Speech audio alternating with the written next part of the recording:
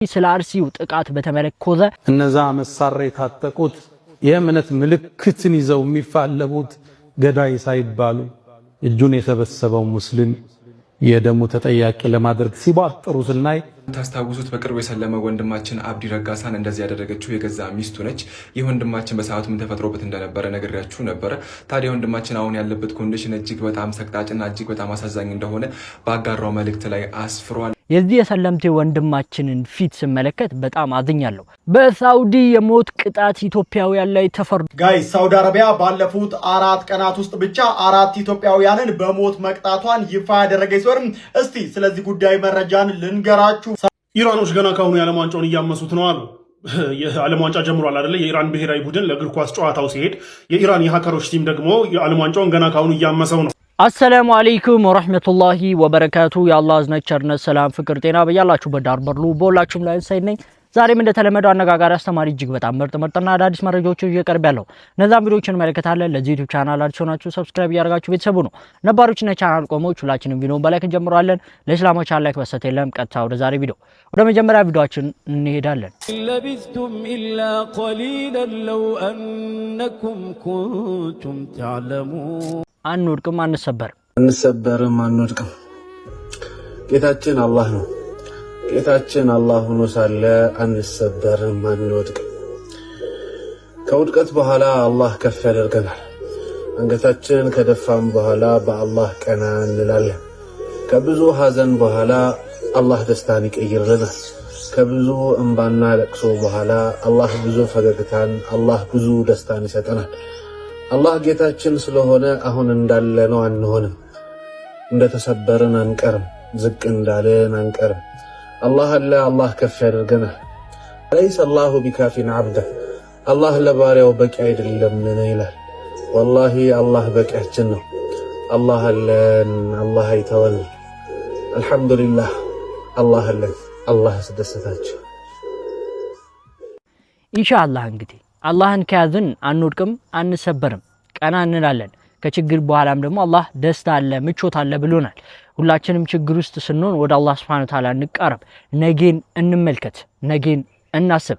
አሳዛኝ ነገር የደረሰበት ሰለምቴ ወንድማችን አብዲ ረጋሳ እጅግ በጣም አሳዛኝ መልእክት ለሁላችንም አስተላልፏል። ይህን ቪዲዮ በደንብ ኮፒ ሊንክ ሼር ሪፖስት ያደረጋችሁ ለሁሉም ሰው አድርሱልን። ወንድማችን ልናሳክመውና ከገባበት ጭንቀት ከገባበት እጅግ በጣም ጥልቅ ከሆነ ሀዘን ልናወጣው የሁላችንም ኃላፊነት ነውና በደንብ ኮፒ ሊንክ ሼር ሪፖስት ያደርጋችሁ ለሁሉም ሰው ይህን ቪዲዮ አድርሱልኝ። እናንተ ማድረግ የምትችሉትን ነገር አድርጉ። ገንዘብ ሰፖርት ማድረግ ማችሉ አትሊስት ማችሉ ሰዎች አትሊስት ይህን ቪዲዮ ሼር ማድረጋችሁን አትርሱ። እንደምታስታውሱት በቅርቡ የሰለመ ወንድማችን አብዲ ረጋሳን እንደዚህ ያደረገችው የገዛ ሚስቱ ነች።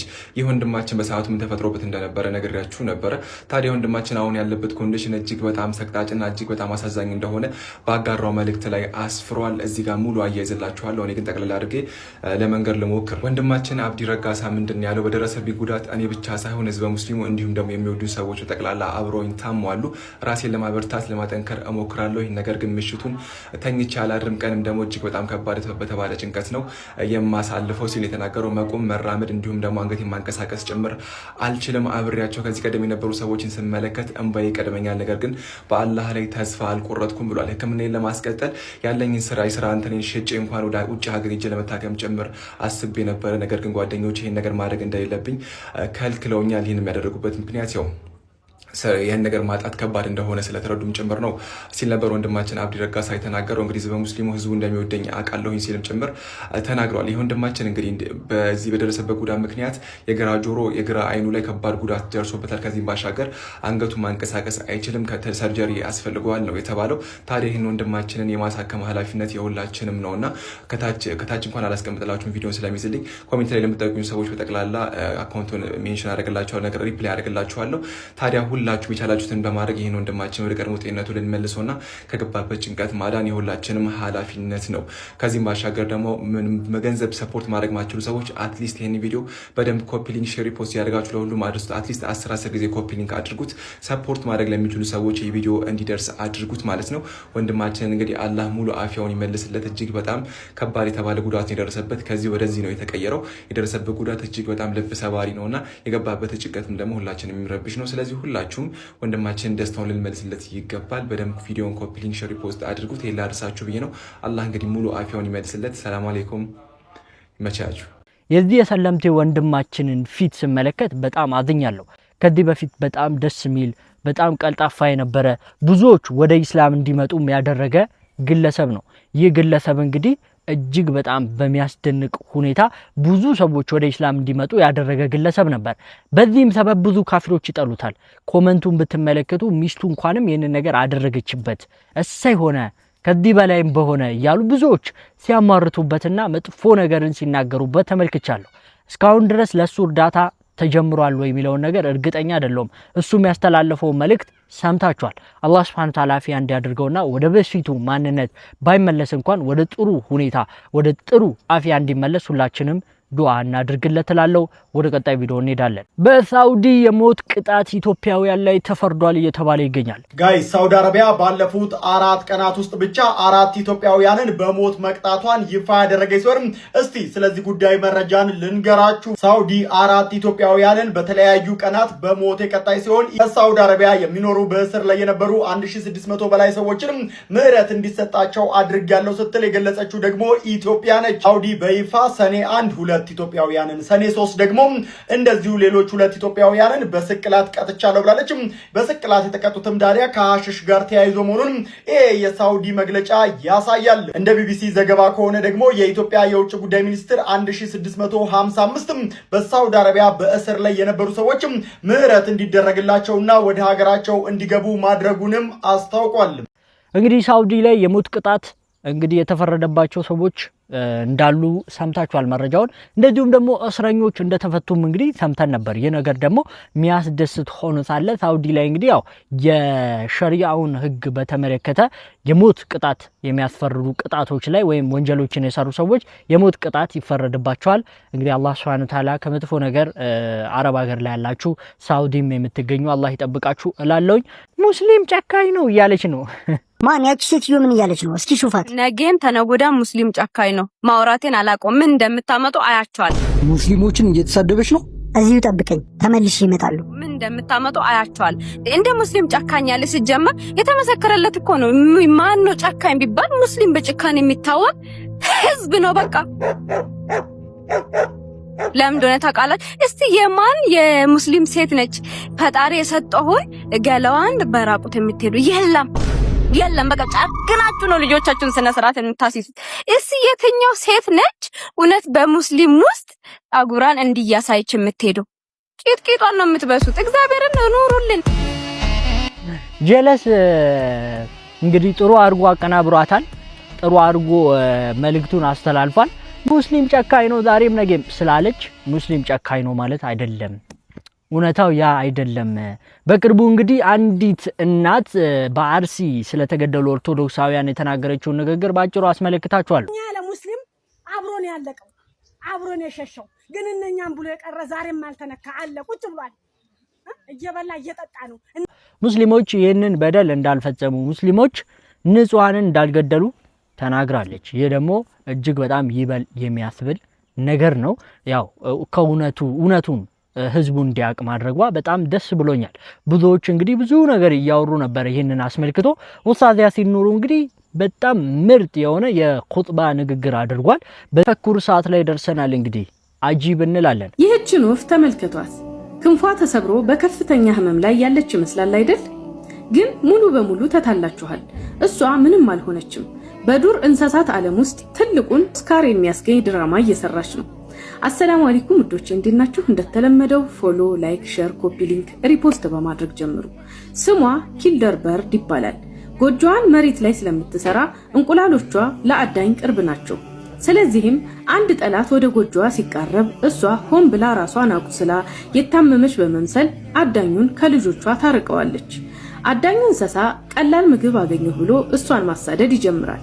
ልክ ከጎጆዋ በደንብ አርቃ ስትወስደው ግን ድንገት ሰላም ሁን ብላው መብረር ትጀምራለች። ከባድና ፍጹም ማታለል። ይህ የእናትነት ጥበብ አስገራሚ አይደለምን? እናንተስ እንዲህ አይነት ብልጥ እንስሳ አይታችሁ ታውቃላችሁ? ሐሳባችሁን ኮሜንት ላይ አስቀምጡልኝ። ለተጨማሪ አስገራሚ የተፈጥሮ ሚስጥሮች ፎሎ ማድረግ እንዳይረሱ። ሰላም አለይኩም። ሁላችሁም እንግዲህ ያው ትንሽ እንደተገረማችሁ ተስፋ አደርጋለሁኝ። በአላህ ስራ እንደተደነቃችሁም እንደዚሁም ደግሞ ሱብሃንአላህ እንዳላችሁ ተስፋ አደርጋለሁ። የኦርቶዶክሶችን ቅጥፈት የማጋለጥ ሰዓት። ይህንን ታላቅ መሀይም የገዛ መጽሐፉን የምናስተምረው ይሆናል። ሰምተን እንመለስ። ዋብዮች አላህ ከአርሽ በላይ ነው ይሉናል። ቁርአን ደግሞ ወዴትም ብትዞሩ ፊቴ እዛ ነው ያለው ይለናል። ማስረጃ በቀራ 115ኛው አያ ላይ ምስራቁም ምዕራቡም ያላህ ነው፣ ፊቶቻችሁን ወዴትም ብታዞሩ ያላህ ፊት እዚያ ነው ይላል። ስለዚህ ወደዚህም ብትዞር ያላህ ፊት እዛ ነው ይለናል። እንግዲህ ጌታ አምላካችን በቁርአን ላይ ከአርሽ በላይ መሆኑን እጅግ በጣም ግልጽና በማያሻማ ቃል ተናግሯል። ሱረቱ ጣሃ ላይ እናገኛለን። ነገር ግን ጌታ አምላካችን ከአርሽ በላይ ነው ስንል እኛ ሙስሊሞች ስለ መለኮታዊ ዛቱ ስለ ህልውናው እየተናገርን ሲሆን ነገር ግን በመለኮታዊ ማንነቱ ሁሉን ስፍራ የሚቆጣጠር ነው። ለምሳሌ በመስማቱ፣ በማየቱ፣ በእውቀቱ፣ በችሎታው በሁሉ ስፍራ የሚገኝ ሁሉን ስፍራ የሚቆጣጠር የሆነ አምላክ ነው። ስለዚህ ሁለቱ የቁርአን አንቀጾች በፍጹም የሚጋጩ አይደሉም። ነገር ግን እስኪ ያንተን መጽሐፍ ላስተምርህ፣ ትንሽ የእውቀት ጠብል አድርግብህ። ኢሳያስ ሲናገር በመጽሐፉ ወይ ደግሞ በትንቢቱ ላይ ምዕራፍ 6 ቁጥር 1 ላይ ንጉሥ ኦዚያን በሞተበት ዓመት እግዚአብሔርን በረጅምና ከፍ ባለ ዙፋን ላይ ተቀምጦ አየሁት ይላል። የአንተን አምላክ እንዴት አየው? እግዚአብሔር በረጅም ዙፋን ላይ በአርሽ ይላል አረብኛው፣ በአርሹ ላይ ተቀምጦ አየሁት ብሎ ሲናገር እናያለን። መቀመጥ ብቻ ሳይሆን አንዳንዴ ደግሞ ወክ ያደርጋል። እንዴት ነው ወክ የሚያደርገው? መጽሐፈ ሳሙኤል ካለ ምዕራፍ 22 ቁጥር 10 ላይ ሲደብረው እየወረደ ይበራል። ሰማዮችን ዝቅ ዝቅ አደረገ፣ ወረደም፣ ጨለማም ከእግሩ በታች ነበረ፣ በኪሩብም ላይ ተቀምጦ በረረ ይላል። በነፋስም ክንፍ ሆኖ ታየ እያለ ይናገራል። ከፈለገ የሚቀመጥ አንዳንዴ ደግሞ ዝቅ ብሎ የሚበር ነው። በሌላም ቦታ በዮሐንስ ራእይ ምዕራፍ 7 ቁጥር 10 ላይ በታላቅም ድምጽ እየጮሁ በዙፋኑ ላይ ለተቀመጠው ለአምላካችንና ለበጉ ማዳን ነው አሉ ይላል። በጉ ኢየሱስ ነው። በዙፋኑ ላይ የተቀመጠው ደግሞ እግዚአብሔር ነው። ስለዚህ የተቀመጠ አምላክ ነው የምታመልከው። ግን እንዴት ነው የሚቀመጠው ከተባለ አራት እንስሳ ላይ ነው የሚቀመጠው። አራት ከብቶች ላይ ነው የሚቀመጠው። አራት ከብት ከስር ያረጋል፣ እሱ ደግሞ በአራተኛው ላይ ይቀመጣል ነው። ይሄንንም ኬትኑ ማሳየ በተአምረ ማርያም በተባለ በኢትዮጵያ ኦርቶዶክስ ተዋሕዶ ቤተክርስቲያን መጽሐፍ ምዕራፍ 20 ላይ እንዲህ ተብሎ ተቀምጧል። ላንብብልህ ምናልባት ማንበብ ካልቻልክ። ዳግመኛም የጌትነቱን ዙፋን የሚሸከሙ 40ቱ እንስሳ የተባሉ መላእክትን መረጠ።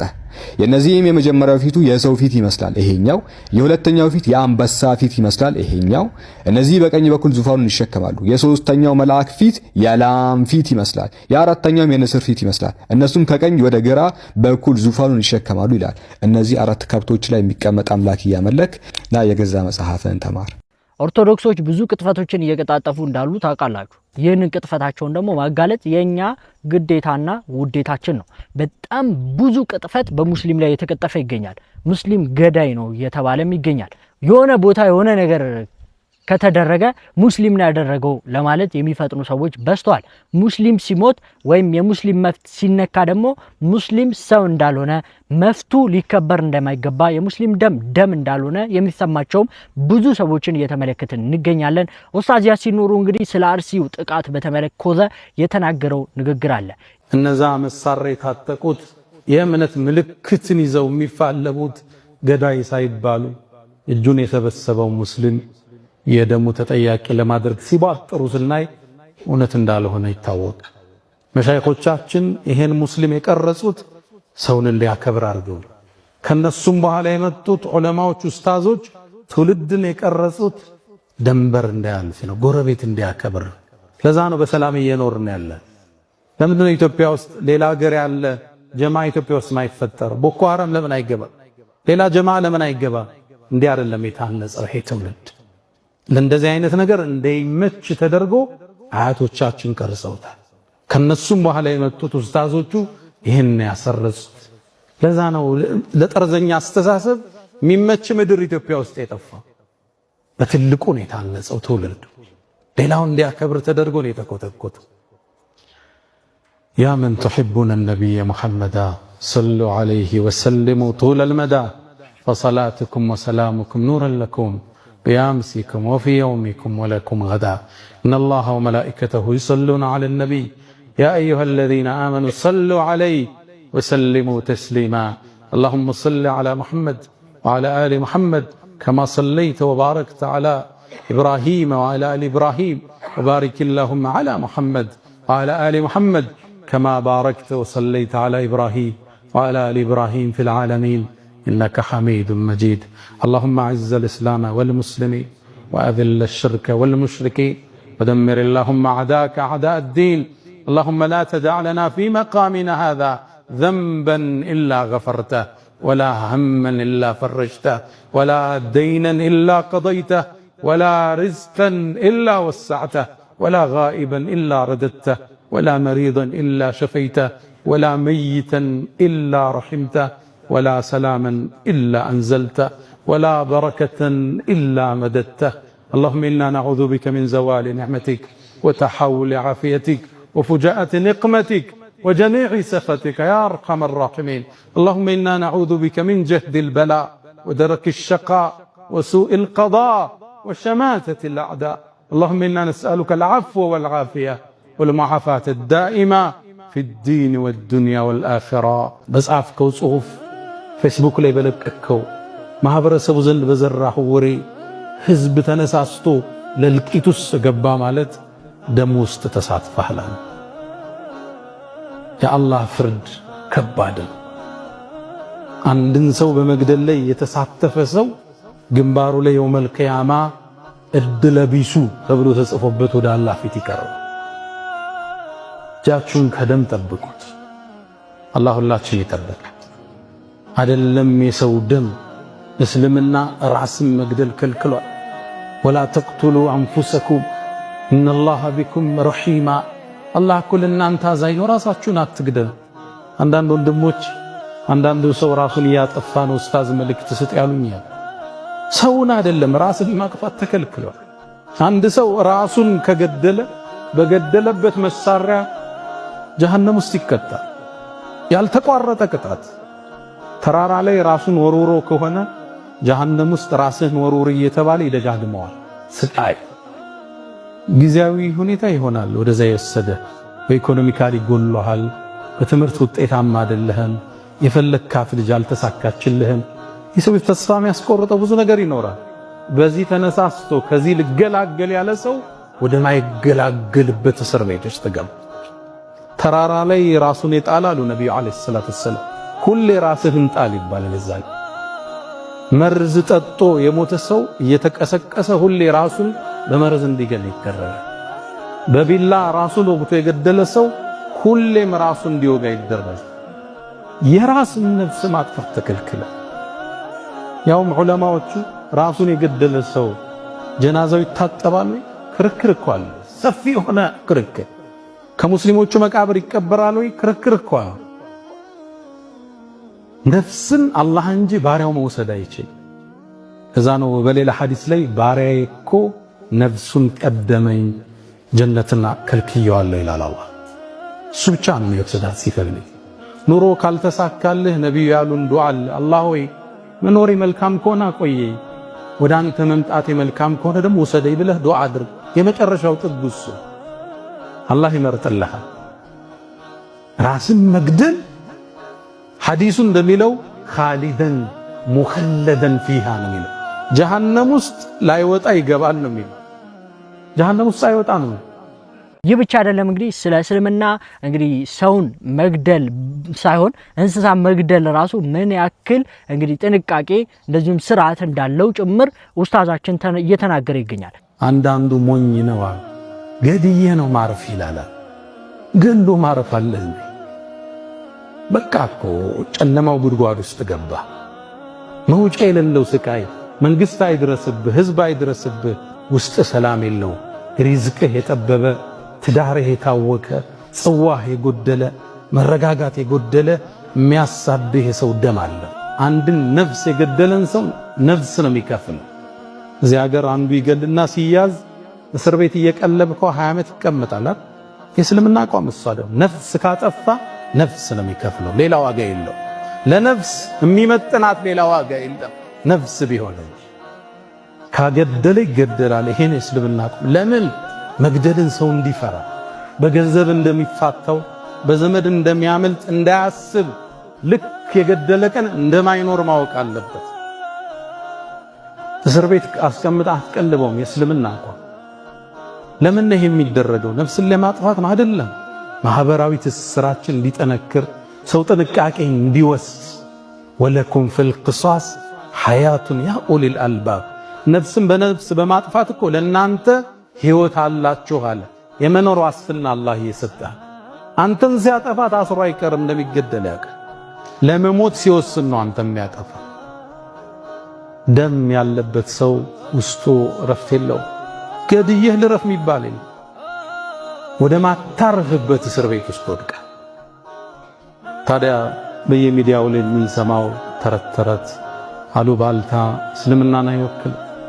እስልምና ለሰው ልጅ ነፍስ ክብርን ችሯል። የእዝነት ሃይማኖት አድርጎታል። እነዛ መሳሪያ የታጠቁት የእምነት ምልክትን ይዘው የሚፋለሙት ገዳይ ሳይባሉ እጁን የሰበሰበው ሙስሊም የደሙ ተጠያቂ ለማድረግ ሲባጥሩ ስናይ እውነት እንዳልሆነ ይታወቅ። መሻይኾቻችን ይሄን ሙስሊም የቀረጹት ሰውን እንዲያከብር አድርገው፣ ከነሱም በኋላ የመጡት ዑለማዎች ኡስታዞች ትውልድን የቀረጹት ደንበር እንዳያልፍ ነው፣ ጎረቤት እንዲያከብር። ለዛ ነው በሰላም እየኖርን ያለ። ለምንድን ነው ኢትዮጵያ ውስጥ ሌላ ሀገር ያለ ጀማ ኢትዮጵያ ውስጥ ማይፈጠር? ቦኮ ሐራም ለምን አይገባ? ሌላ ጀማ ለምን አይገባ? እንዲህ አይደለም የታነጸው ይሄ ትውልድ። ለእንደዚህ አይነት ነገር እንደይመች ተደርጎ አያቶቻችን ቀርጸውታል። ከነሱም በኋላ የመጡት ኡስታዞቹ ይህን ያሰረጹት። ለዛ ነው ለጠርዘኛ አስተሳሰብ የሚመች ምድር ኢትዮጵያ ውስጥ የጠፋው። በትልቁ ነው የታነጸው ትውልድ። ሌላው እንዲያከብር ተደርጎ ነው የተኮተኮተ። ያ መን ትሕቡነ ነቢየ ሙሐመዳ ሰሉ ዐለይሂ ወሰልሙ ጡለል መዳ ፈሰላቱኩም ወሰላሙኩም ኑረን ለኩም ቢአምሲኩም ወፊ የውሚኩም ወለኩም ገዳ ኢነላሃ ወመላኢከተሁ ዩሰሉነ ዐለን ነቢይ ያ አዩሃ አለዚነ አመኑ ሰሉ ዐለይሂ ወሰልሙ ተስሊማ አላሁመ ሰሊ ዐላ ሙሐመድ ወዐላ አሊ ሙሐመድ ከማ ሰለይተ ወባረክተ ዐላ ኢብራሂም ወዐላ አሊ ኢብራሂም ወባሪክ አላሁመ ዐላ ሙሐመድ ወዐላ አሊ ሙሐመድ ከማ ባረክተ ወሰለይተ ዐላ ኢብራሂም ወዐላ አሊ ኢብራሂም ፊል ዓለሚን ኢነከ ሐሚዱን መጂድ። ሌሎችም እንግዲህ ያነሳቸው ሐሳቦች አሉ። ያነሳቸው ሐሳቦች እጅግ በጣም ምርጥ ናቸው። አንድ ሰው ሪባ ሊበላ ይችላል፣ ሊቶብት ይችላል፣ ዚና ሊወድቅ ይችላል፣ አላህ ይጠብቀን፣ ሊመለስ ይችላል። ደም ካፈሰሰ መውጫው ከባድ ነው አሉ ነብዩ አለይሂ ሰላቱ ወሰለም። ሁሉም ነቢያቶች ይሄን አስጠንቅቀው አልፈዋል። ቁርአን ላይ 10 አደራዎች የሚባል ዝርዝር አለ። እነዚህን አደራዎች ነቢያቶች ሁሉ አስተምረዋል። ይሄን አደራ ውስጥ አንዱ ነፍስ እንዳታጠፉ ምን ቁል በላቸው አንተ መሐመድ ተዓለው አትሉ ዐለይኩም ማ ሐረመ ዐለይኩም ረብኩም የእናንተ ጌታ በእናንተ ላይ ክልክል ያደረገውን ልንገራችሁ ኑ በላችሁ። የመጀመሪያ በሱ ሌላን ላታጋሉበት፣ ሽርክ ላትሰሩ፣ የሞተን ላትለምኑ፣ ጠንቋይ ቤት ላትሄዱ፣ የሞተን ሰው ድረሱልኝ ላትሉ፣ ሽርክያት የምንለው አላህ ከሱ ልትርቁ። ዝርዝሩን ዘረዘረና አላህ አስከትሎ ወላ ተቅቱሉ ነፍሰ ለቲ ሐረመ አላሁ ኢላ ብልሐቅ፣ በእውነት በተገቢ ቢሆን እንጂ ነፍስን ላታጠፉ። ክልክል ነው ነፍስን ማጥፋት፣ ክልከላው የጠበቀ ነው። ነቢዩ ዓለይሂ ሰላቱ ወሰላም እጅተኒቡ ሰብዐል ሙቢቃት፣ 7 አጥፊ አውዳሚ አላህ ዘንድ ቁጣን የሚያወርዱትን 7ቱን ራቋቸዋል። የመጀመሪያ በአላህ ላይ ላታጋሩ እንዳታጋሩ፣ ሁለተኛው ሲሕር እንዳትሰሩ ድግምት ውስጥ እንዳትገቡ፣ ሶስተኛ አስቀተሉና ነፍስን ላትገሉ ነው።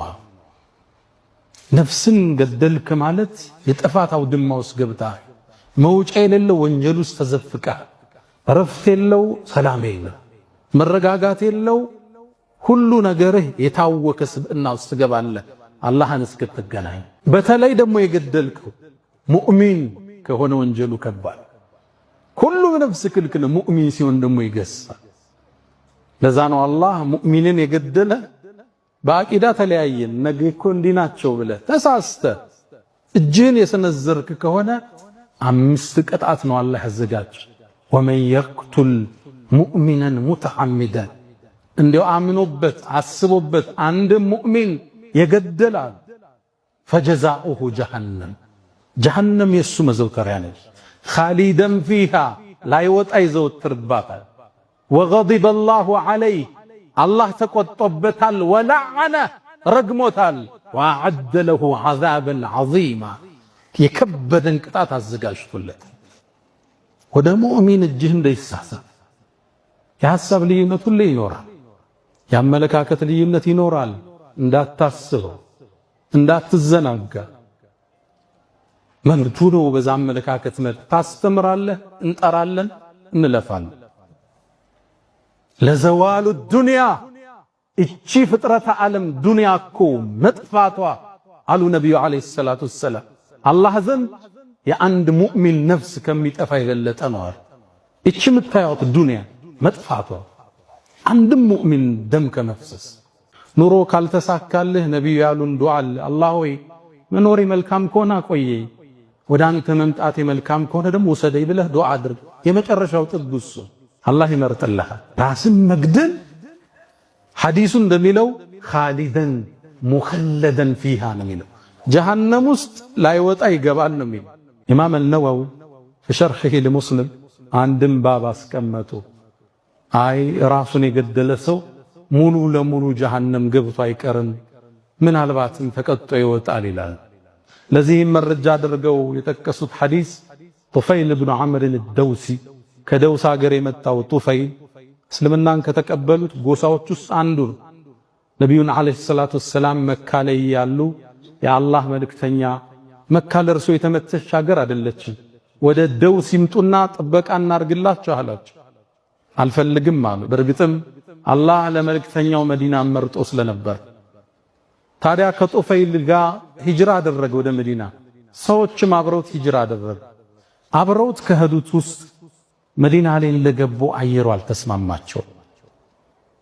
መዲና ወባ ይበዛባት ነበር፣ አየሯ ጥሩ አልነበረ። በዱዓ ነው አላህ ያነሳላቸው።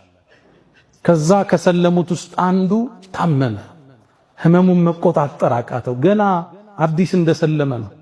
በሽታው ሲበዛበት የደም ቱቦውን ቆረጠ፣ ደም ፈሰሰ፣ ሞተ። ጡፈይል ደነገጠ፣ ራሱን ገደለ ብሎ። ከዛም በህልም አየ። ሲያየው ግን በጥሩ ሁኔታ አየው፣ አምሮበታል። እጁን ግን እንደተቀለለው ጠየቀው፣ አላህ ባንተ ላይ ምን ውሳኔን ወሰናል? ቃል ገፈረ ሊ ቢሂጅረቲሂ ኢላ ነቢይህ። አይ አላህማ ማረኝ ወደ ነቢዩ በመሰደድ ያለ ሀገሩን፣ ንብረቱን፣ ቤተሰቡን ጥሎ ነቢዩን ለማገዝ ከሳቸው ጥግ ለመሆን ተሰዷል። በዚህ ማረኝ።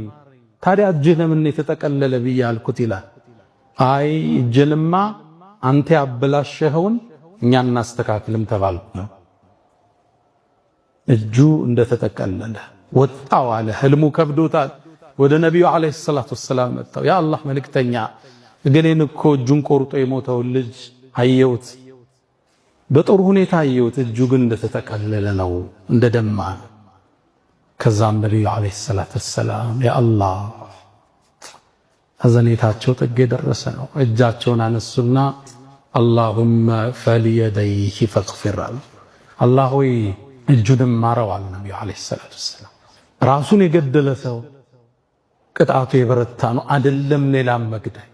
በተለይ ደግሞ ኦርቶዶክስ ሆነው እንግዲህ ሙስሊሞችን ኦርቶዶክሶችን የሚያስገድሉ የሃይማኖት አባቶች እንዳሉ በግልጽ በተደጋጋሚ በቪዲዮ ማስረጃ እየወጣባቸው ይገኛል። ይህንንም አስመልክቶ እንግዲህ የተናገረው ንግግርን ተመልክታችኋል። ይህ እጅግ በጣም ደስ የሚል ነገር ነው። ብዙ ኦርቶዶክስ የሆኑ ሰዎች እንግዲህ በቅርቡ በአርሲ እንኳን የተገደሉ ኦርቶዶክሳውያንን አስመልክቶ ሙስሊሞች ከጎናቸው እንደነበሩ፣ ሙስሊሞች በመሃል እንደተገደሉ፣ ይህንን ጥቃት ሙስሊሞች እንዳላደረሱ እየተናገሩ ይገኛሉ። ነገር ግን ሶሻል ሚዲያው ላይና በተለያየ ውሸት ፕሮፓጋንዳ የሚያምኑ የሃይማኖት አባቶች እነሱ ራሳቸው አስታጥቀው እንደዚሁም ደግሞ ንጹሃንን እያስገደሉ ነገሩን ወደ ሙስሊም ለማዞር የሙስሊሞችን የተለያየ ንግግሮች የውሸት ስለ እንስሳ የሚያወሩትን ንግግር ወደ ሰው እያመጡ በጣም የሚያስደንቅና በጣም የሚያሳፍር አሳፋሪ የሆነ ድርጊትና የውሸት ፕሮፓጋንዳ የውሸት እምነት እንዳላቸውም እንግዲህ ያው በተደጋጋሚ እያየን እንገኛለንና በውሸት የተመሰረተ ሂደትን እየሄዱ ነበር።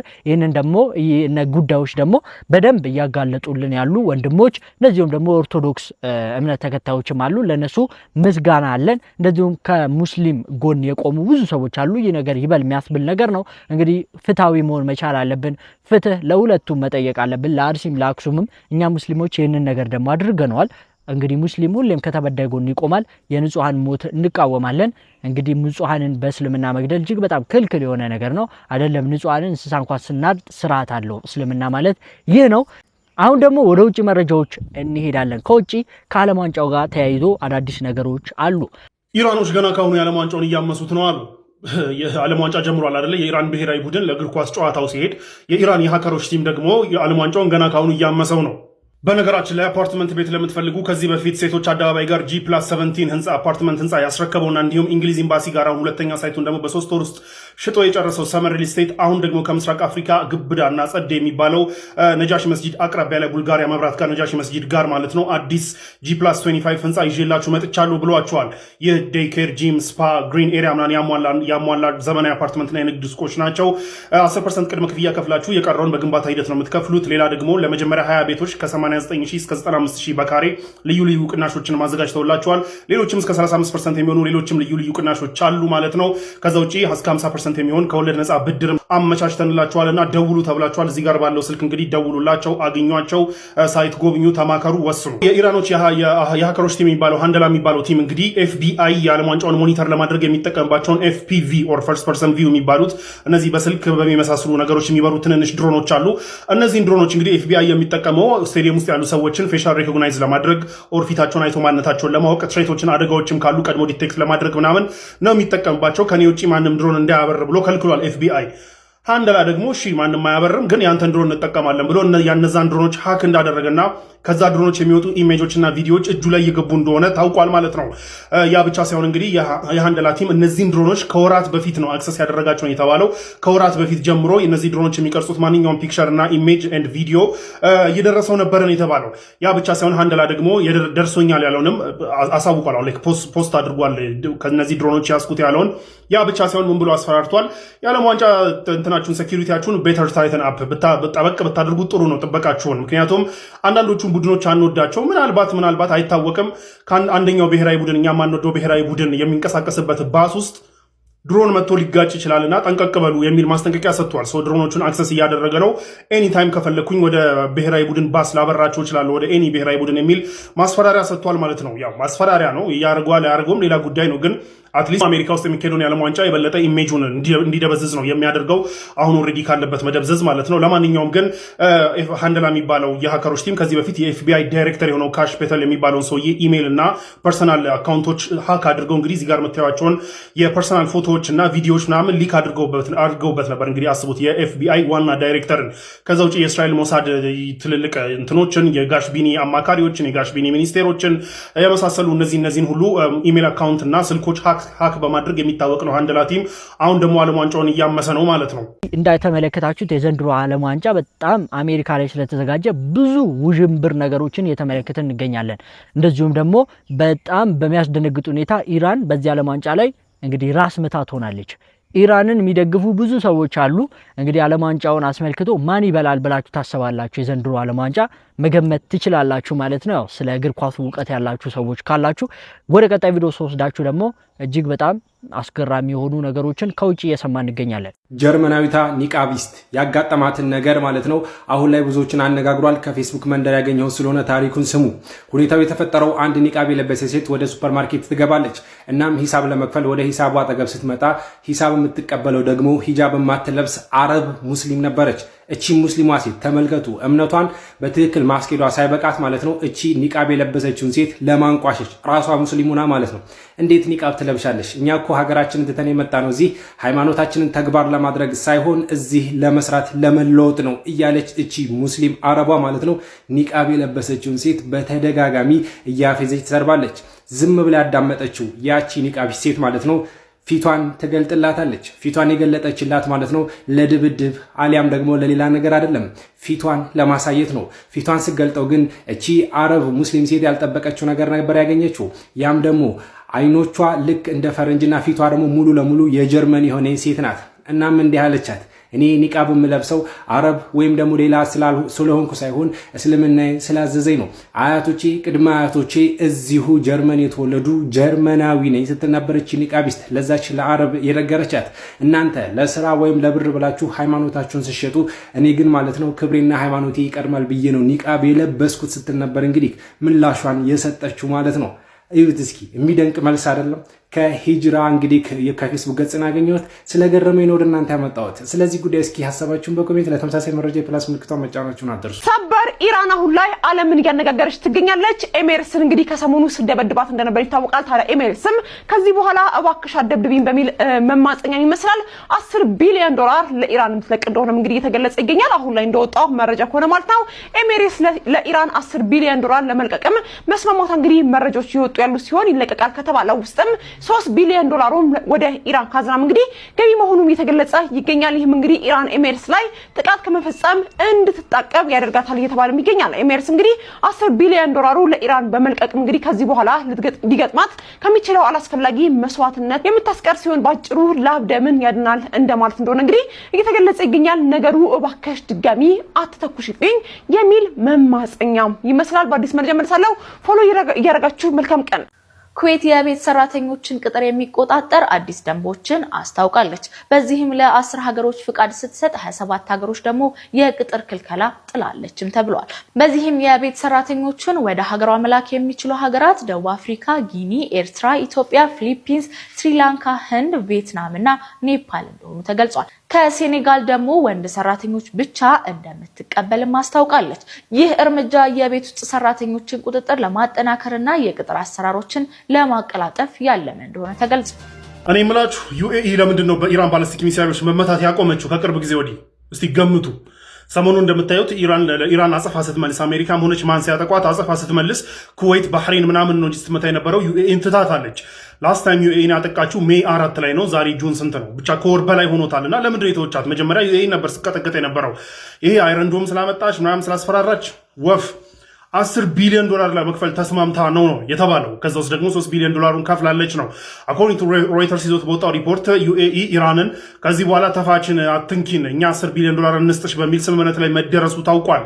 ሮይተርስ ይዞት በወጣው ሪፖርት ዩኤኢ በዚህ ጦርነት በጣም ከባድ ጉዳት ከደረሰባቸው ሀገራቶች መካከል ዋነኛዋ ነች። ምክንያቱም ዩኤኢ ዲፔንደንት የነበረችበት 3 ነገር ነበረ። አንደኛው ቱሪዝም ነው፣ ሁለተኛ ነዳጅ ሽያጭ ነው፣ ሶስተኛው ደግሞ ፎሬን ኢንቨስትመንት ነው። በደረጃ እያስቀመጥኩላቸው አይደለም፣ ግን እነዚህ 3ቱ ናቸው የዩኤኢ ሜይን ኢንካም የሚባሉት። በዚህ ጦርነት ምክንያት ፎሬን ኢንቨስትመንት ቀርቷል። ምክንያቱም አገሪቷ ውስጥ ባሊስቲክ ሚሳይልና ድሮን እየፈነዳ ማንም ከውጭ መጥቶ ኢንቨስት አያደርግም። ፎሬን ኢንቨስትመንት ዜሮ ገብቷል። አንድ ሁለተኛው ቱሪዝም ነው። ወደ ዱባይ ድሮ ሰው ይፈስ ነበር። ዱባይ ውስጥ አሁን ባሊስቲክ ሚሳይልና ድሮን እየፈነዳ ማንም አይሄድም። ቱሪዝምም ዜሮ። ሶስተኛው ሁርሙዝ መዘጋቱንና እንዲሁም የዩኤኢ የነዳጅ ፋሲሊቲዎች መመታታቸውን ተከትሎ የነዳጅ ኤክስፖርትም ዜሮ። ስለዚህ እነዚህ 3 ሜይን ኢንካሞች ዜሮ የገቡባት ዩኤኢ በጣም በከፍተኛ ሁኔታ ስትጎዳ የነበረችና በዚህ ጦርነትም በጣም በከፍተኛ ሁኔታ ከሌላው የበለጠ ኢቭን ከእስራኤል የበለጠ ጥቃት የተፈጸመባት በኢራን ዩኤኢ ነችና ይህንን ተከትሎ እንግዲህ ዩኤኢ በቃ ተፋችንን ያልፈልግም ከዚህ በኋላ መረጋጋት ነው የምፈልገው በሚል 10 ቢሊዮን ዶላር ለመክፈል መስማማቷንና ከዛው 3 ቢሊዮን ዶላሩን ኦልሬዲ መክፈሏን ተከትሎ ነው እንግዲህ ኢራን ጥቃቷን ያቆመችው የሚል ሪፖርት ሮይተርስ ይዞ ወጥቷል።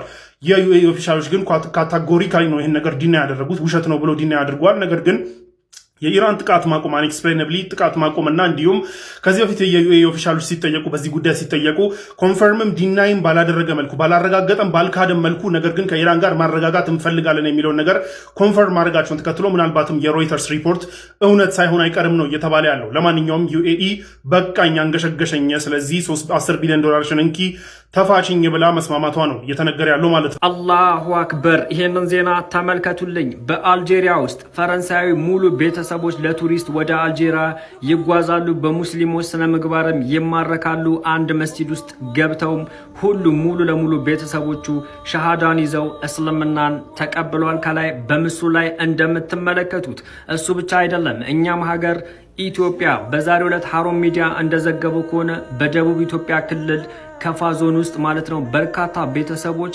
በቁጥር ደግሞ ከ123 ሰዎች በላይ እስልምናን እንደተቀበሉ ሀሩን ሚዲያ ዛሬ ዘግቧል። ዓለም ላይ በፍጥነትና በስፋት እየተስፋፉ ካሉ እምነቶች እስልምና ቁጥር 1 ላይ ተቀምጧል። ይህም እጅግ የሚያስደስት ሲሆን እንደ ቁጥራችን ደግሞ አላህ ጠንካሮች ያርገን። ሙስሊም የሆናችሁ በሙሉ ኮሜንቱን በተክቢራ ወንድማችን ኢብሮ ቻሌንጅ እንደተሰጠው ነግረናችሁ ነበር። እስካሁን ድረስ ግን በደንብ እያደገ አይደለም። ከታች ሜንሽን አደርግላችኋለሁ። ሁላችሁም ፎሎ ማድረጋችሁን ቀጥሉ። ኮሜንቱን በተክቢራ ገና እንበዛለን ኢንሻአላህ። በደንብ ሼር፣ ኮፒ ሊንክ፣ ሪፖስት ያደረጋችሁ አዳርሱት። የዛሬ ቪዲዮ ይሄን መስል ነበር። ሳይነበር ቪዲዮ ላይክ፣ ቻናል ሰብስክራይብ አድርጉ። ቪዲዮ በተለያዩ ቻናል ሼር አድርጉ። አላህ በጀነት ያገናኘን። ወሰላሙ አለይኩም ወራህመቱላሂ ወበረካቱ።